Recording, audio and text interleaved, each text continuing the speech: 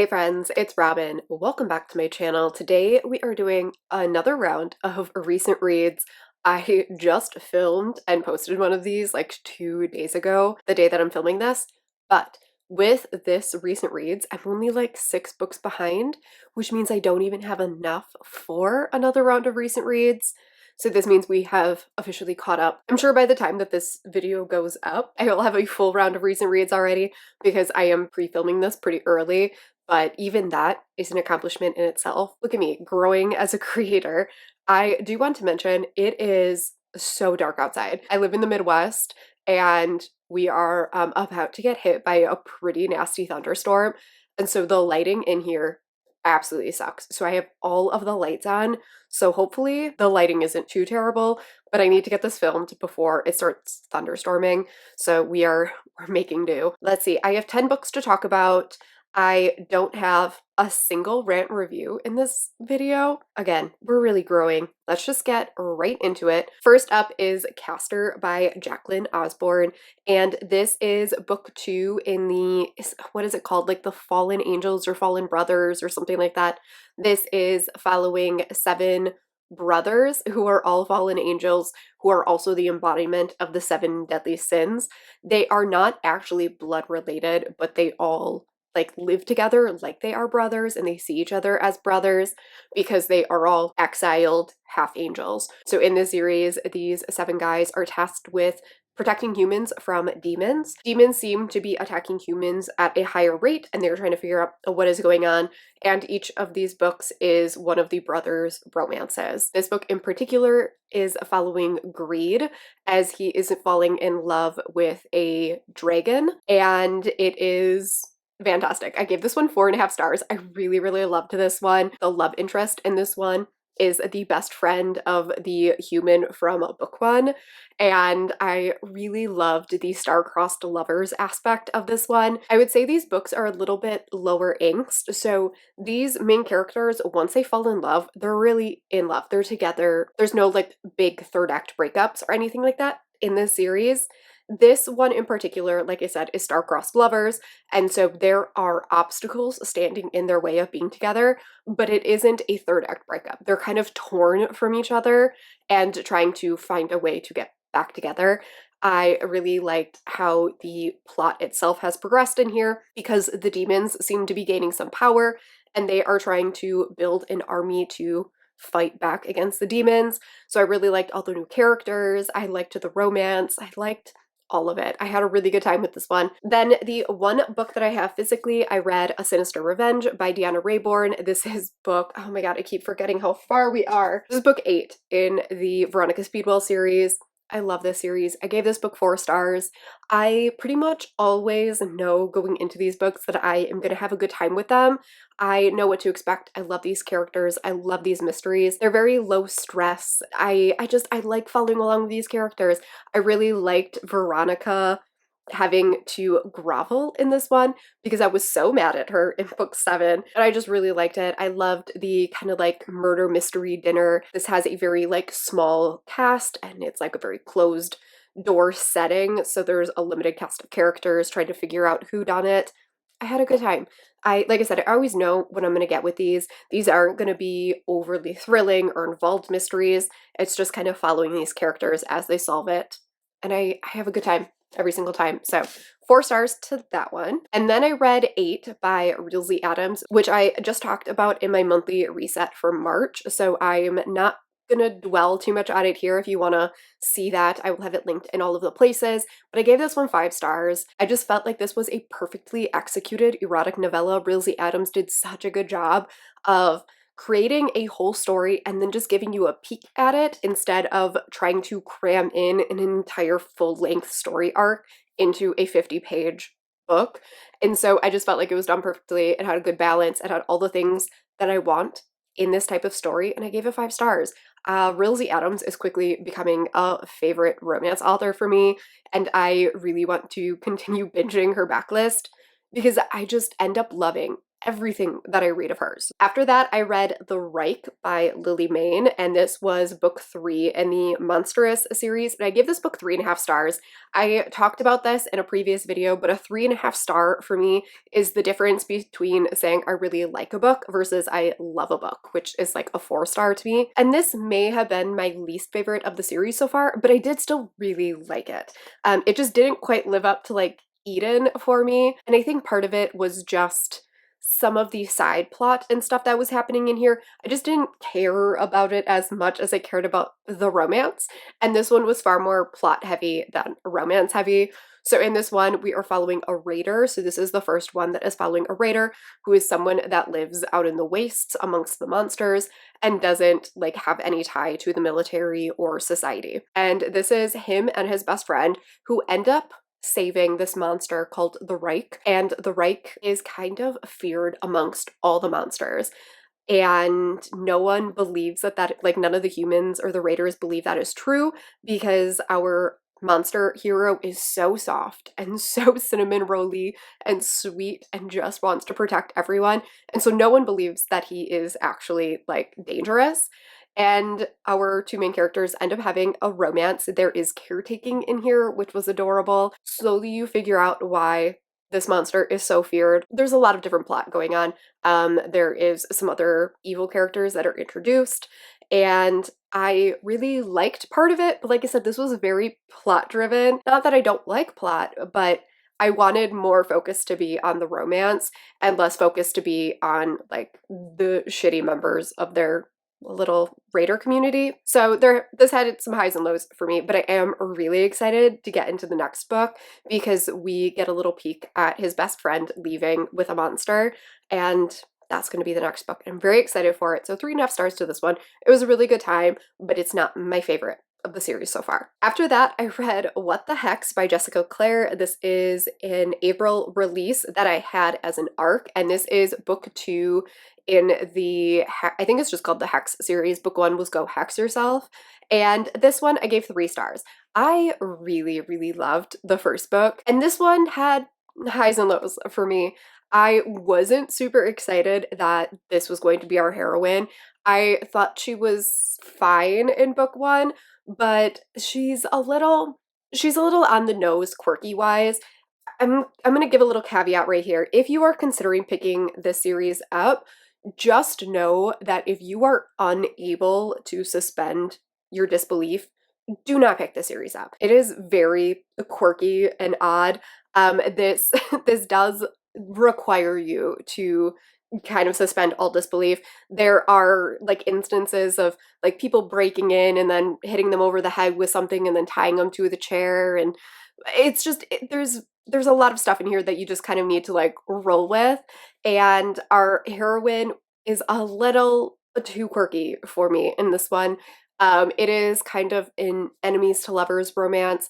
Our heroine desperately wants to be a familiar because becoming a familiar to a witch or warlock is the only way to become a witch or warlock yourself, but there is a limited number of positions to fill as a familiar. So when her best friend ends up offering her this job as a forbidden familiar to a warlock that is not allowed to have a familiar, she ends up taking it even though that it is against the rules. They have to come up with reasons to why they are spending so much time together, and so they also fake date. Our hero is extremely closed off. He has no desire to be around anyone. He just wants to be left alone. And our heroine is pretty feisty and she does fight back, but the dynamic between them had highs and lows for me. At certain times, I liked their banter, and at other times, it was just kind of irritating. This is definitely an emotionally stunted hero, which doesn't always work for me. If you watch some of my recent reads before, you know that. And he does grow quite a lot in here, but there were certain things that he said and did that just drove me absolutely bananas. On top of that, like I said, this does get pretty wild and out there in its plot.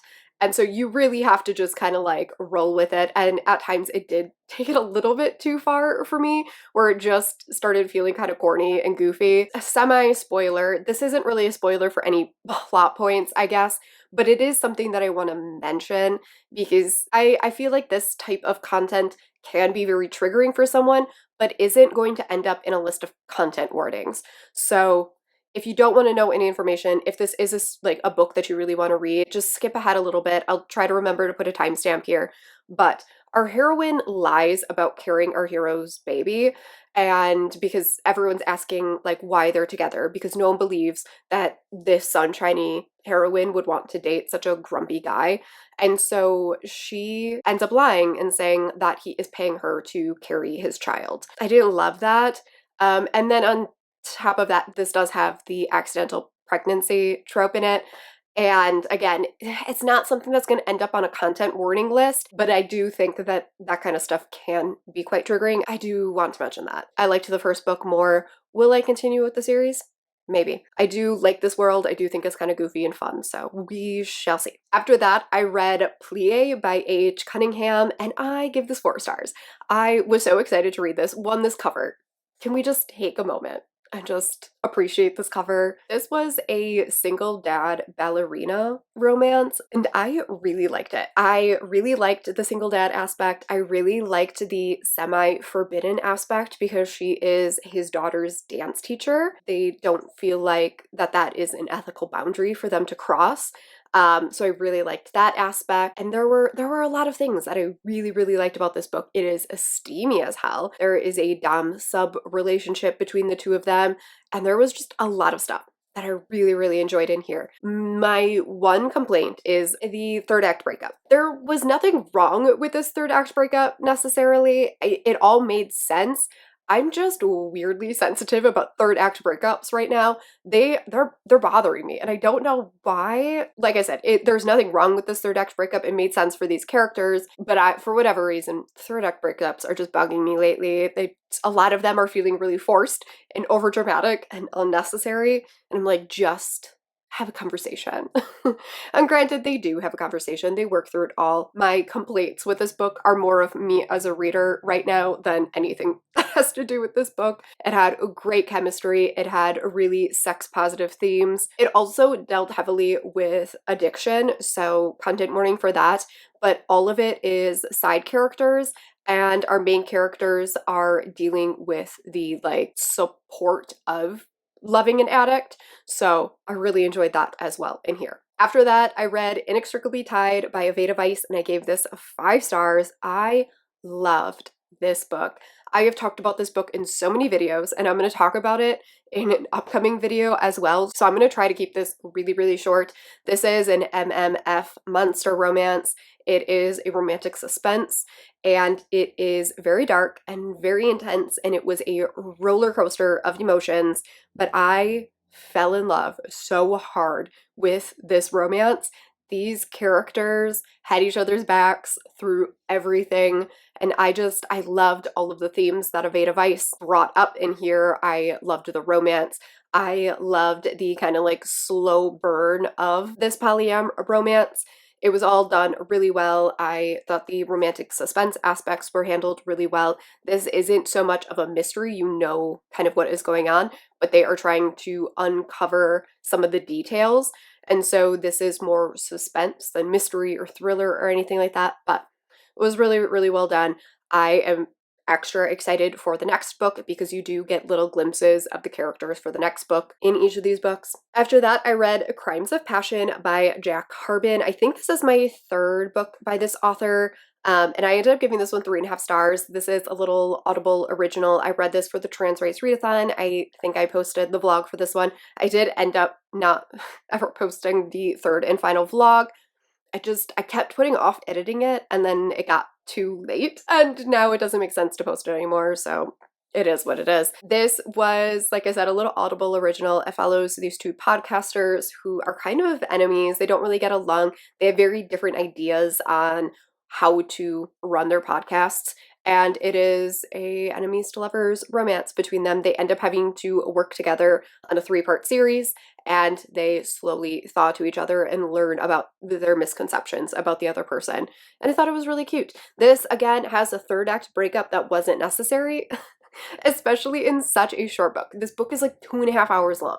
It didn't need a 3rd act breakup. The production level of this audiobook is fantastic. The narrators were both really great. So it is one that I recommend. Again, just me as a reader right now being weirdly annoyed by third act breakups. Then for that readathon, I also read How I Met Your Mother by Miranda Sapphire. Is that correct? I'm totally blanking on the author name, but this was just a really cute, goofy novella. If you want something that is just really sweet, low angst, no drama, just super adorable, I highly recommend this one. This is a caretaking monster romance where our trans main character ends up finding a Mothman who flies into a lighthouse and collapses, and then he has to nurse the moth back to health, and it is a forced proximity romance between the two of them. I thought it was absolutely adorable. Absolutely adorable. It is silly and just a good time. This is one of those books that you read and you just smile the whole way through because it is so stinking cute. I would read more books in this world. It is, like, if you look at it on Amazon, I do believe it says that it is part of a series, but there's no other books right now in it. But I kind of hope that she writes more books in the series because I would totally read a ton of these tiny little novellas about other monstrous characters in this world. It was just really adorable. I had a good time. And then lastly for this recent reads was Feed Them Silence by Lee Mandelo, which is so far outside of what I normally read. This is a sci-fi horror novella. I really like Lee Mandelo. I ended up giving this 4 stars. I gave Summer Suns like 4.5 of 5 stars. There is something about their writing that just works for me, even though I don't read sci-fi, like, at all, ever. I don't particularly like sci-fi. This was so good and so horrifying. I was completely sucked in. I ended up listening to this in one sitting, one go, because I needed to finish it. This is not going to work for everybody. There is no real ending to this book. It is very vague and very kind of realistic. This takes place in a near futuristic world where climate change has come to a peak, and because of that, animals are dying off, and there are tons of natural disasters every single day, and no one is doing anything about it. And our heroine is kind of obsessed with getting into the mind of animals, particularly the wolves. There is only one wolf pack left in the north in Minnesota, and they are trying to get into the consciousness of this wolf pack. And science has come to a point where she is able to overlay the conscious of this wolf into her mind, and she decides that she is going to go through this. And her wife does not agree with this ethically because the wolf can't consent to this. And 2, she feels like that effort is being wasted on something that won't actually benefit the planet. And it is really putting a strain on their relationship. It is all about our heroine getting into the mind of this wolf and the ramifications that that has on her relationship, and the world as a whole. This isn't the type of horror that is jump scary. There's nothing paranormal about this, but this book feels like it could happen, and it was fucking horrifying. Like, there is a point to where she is trying to figure out like what they can do with this technology and with what they have learned about these creatures, and the company is like, well, we are going to create a video game. And it's like, yeah, that makes sense. That's exactly what you would spend your money on as everyone is dying around you and the earth is dying, and make a video game. That makes sense. And so there were things like that would happen where I was just like, oh no, too close to home. Like I said, this isn't going to work for everyone. One, there's no real plot. There is no wrap up. This just kind of ends. And so I know this is not going to be the type of horror that works for the like vast majority of readers. But it's my perfect type of horror where it's just this little peek into this futuristic world and then you're left hanging. There's something extra scary about that, to not know how it all comes together and what happens. This is definitely an author I will continue to read regardless of the genre. So that is it for this round of recent reads. That is all 10 books. This was actually a really good round of recent reads. I didn't have any books that I didn't like, so that is always exciting. Unfortunately, the next round of recent reads has multiple rants, which is unfortunate, but that is a future me problem. So let me know if you've read any of these. Let me know if you agree or disagree with my opinions, and I will see you all in my next video. Bye.